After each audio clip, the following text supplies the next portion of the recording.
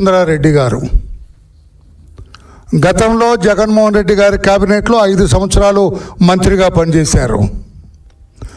ఆర్థికంగా చాలా సంపాదించారు. నేను లైట్గా మాట్లాడుతున్నా. ఎంత సంపాదించారంటే అవకాశం ఉంటే జగన్మోహన్ రెడ్డిని పడగొట్టి తాను ముఖ్యమంత్రి కావాలని కూడా ప్రయత్నాలు చేసినట్టుగా తెలుస్తూ ఉన్నది. అంతటి స్థితికి ఎదిగాడు గౌరవ పెద్దిరెడ్డి రామచంద్రారెడ్డి గారు. ప్రస్తుతం శాసనసభ్యుడు మాత్రమే. ఆయన కుమారుడు గతంలో ఎంపీ, ఇప్పుడు కూడా ఎంపీ. ఆయన ఈ పెద్దిరెడ్డి గారి తమ్ముడు ఆయనకు ఎమ్మెల్యే, ఇప్పుడు కూడా ఎమ్మెల్యేనా దొరకనదరగదు, ఆయన ఇప్పుడు కూడా ఎమ్మెల్యే. ఈ రకంగా కుటుంబం అంతా కూడా అధికారాన్ని గుప్పెట్లో పెట్టుకున్న కుటుంబం అది. గనులు, ఎందుకంటే వీళ్ళతో కొంచెం జాగ్రత్తగా చేయాల్సిన అవసరం ఉంది. వీళ్ళు అధికారాన్ని అడ్డు పెట్టుకొని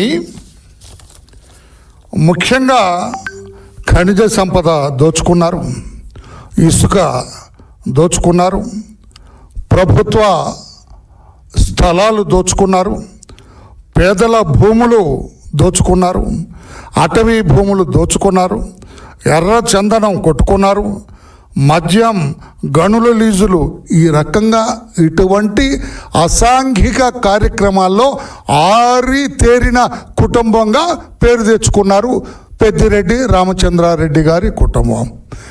ఎవరైనా ప్రశ్నిస్తే వీళ్ళని నయాన భయాన సామధాన భేద దండోపాయాలు ఉపయోగించి నోరు మూయిస్తారట. నవ్వుతున్నారు మీరు. సామధాన భేద దండోపాయాలు ఉపయోగించి నోరు మూయిస్తారట. అధికారులు కూడా వీరి అధికారానికి, వీరు చేస్తున్న వికృత చేష్టలు చూచి చూడనట్లు ఉండవలసిందే. They may be police, they may be revenue officials, forest officials కావచ్చు, మైనింగ్ అఫీషియల్స్ కావచ్చు, ఎవరైనా కానీ వారి వికృత చేష్టలు చూచి చూడనట్లు ఉండవలసిందే. లేకపోతే శంకరగిరి మాన్యాలు పడతారు, లేకుంటే శారీరకంగా బాధలు అనుభవిస్తారట. ఎంతటి కుటుంబం ఇది. ఈ కుటుంబం గనులు పక్కన పెట్టండి, ప్రభుత్వ భూములు పక్కన పెట్టండి, ఖనిజ సంపద దోచుకోవటాన్ని పక్కన పెట్టండి, ఎర్రచందనాన్ని కొట్టేయటం పక్కన పెట్టండి, మద్యాన్ని లాగేయటం పక్కన పెట్టండి. ఇవన్నీ పక్కన పెడితే అటవీ భూములు, ఒక పెద్ద ఆటవిక సామ్రాజ్యాన్ని ఏర్పాటు చేసుకున్నాడు పెద్దిరెడ్డి రామచంద్రారెడ్డి గారి కుటుంబం. పెద్ద ఆటవిక సామ్రాజ్యాన్ని ఏర్పాటు చేసుకున్నారు. ఈ రోజున అతను నాకు తెలియదు అంటానికి లేదు. దాదాపు 238 ఎకరాలు అటవీ భూమి వీళ్ళ కంట్రోల్లో ఉంది అన్అఫిషియల్గా. ఇది వర్లరామయ్య అంటున్న మాట కాదు,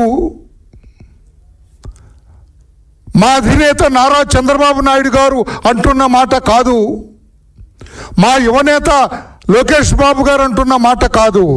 సాక్షాత్తు దర్యాప్తు చేసిన విజిలెన్స్ విభాగం చెబుతున్న మాట. 238 ఎకరాల పైచిలుకు అక్రమ మార్గాన వీళ్ళు స్వాధీనం చేసుకున్నారు. ఒక ఆటవిక సామ్రాజ్యాన్ని నిర్మించుకున్నారు పెద్దిరెడ్డి రామచంద్రారెడ్డి గారు.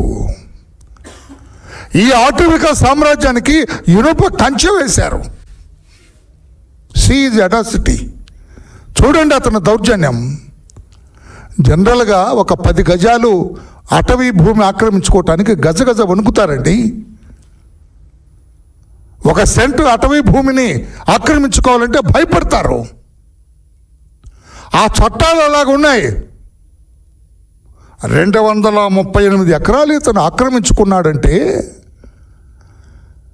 ఇతనికి ఎన్ని జీవిత ఖైదీలు వేయాలో, ఎన్ని జీవిత ఖైదీలు వేయొచ్చో చట్టం ఒక ఎకరం కొట్టేస్తేనే లైఫ్ వేస్తారట.